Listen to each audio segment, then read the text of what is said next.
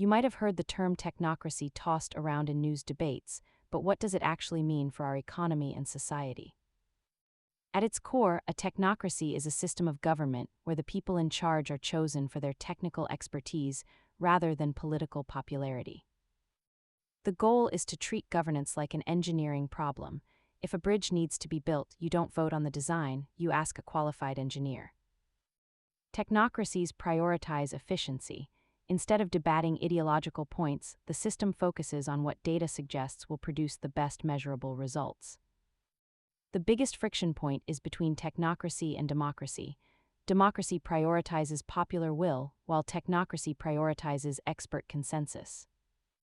While people often express high trust in technical expertise for specific tasks, they are usually wary of handing over total control to unelected experts. Ultimately, the argument against a pure technocracy is that governance requires value judgments that numbers alone cannot provide. Understanding how decisions are made helps you navigate the economic landscape. Subscribe for more deep dives into how systems work.